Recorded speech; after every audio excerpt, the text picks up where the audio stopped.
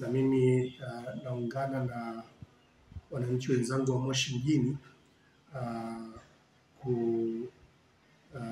kusikitika kwa pamoja au kuomboleza kifo cha aliyekuwa mbunge wa tatu wa jimbo la Moshi mjini, mzee wetu Mzee Mwanga, ambaye alihudumu kati ya mwaka 90 mpaka mwaka 95, na kihistoria yeye ndio mbunge wa mwisho wa CCM wa jimbo la Moshi mjini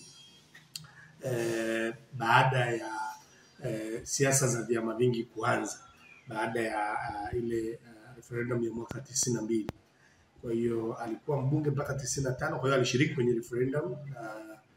Lazima tumuenzi kama mwana mageuzi, kwa sababu bunge lao ndio lilipitisha mabadiliko yale ya katiba yaliyopelekea sisi kuwa na siasa za vyama vingi.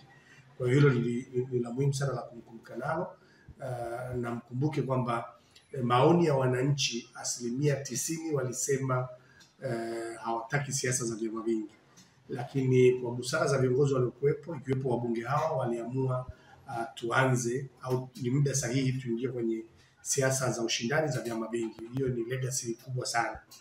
Lakini pia yeye kuwa mbunge wa mwisho wa CCM, na baada ya hapo hakuwa tena na mbunge wa CCM kwenye jimbo la Moshi mjini mpaka nilipoingia mimi. Hilo ni jambo pia ambalo ni la kihistoria ambalo linanifungamanisha nayo.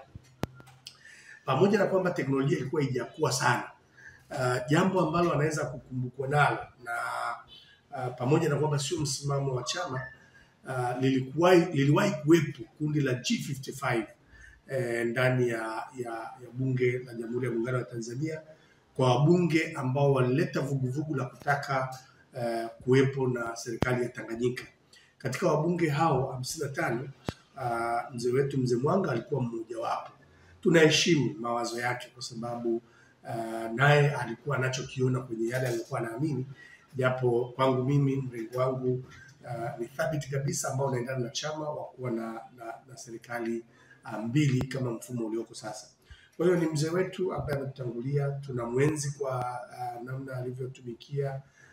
Nikiri kipindi anaanza katika nafasi ya ubunge, mimi nilikuwa na miaka 10 tu, kwa hiyo sikuweza kufaidi vile vionjo halisi vya wakati alipokuwa anafanya kazi, lakini historia ilishamwandika na imemtambua, na tuna wajibu. Kwa hiyo tuko kwenye maombolezo na tutaungana na familia, ndugu, jamaa na marafiki kuendelea kuwatakia familia wawe imara kipindi hiki, lakini zaidi kumwombea kwa Mungu kama kiongozi ambaye alishatuhudumia hapa Moshi mjini.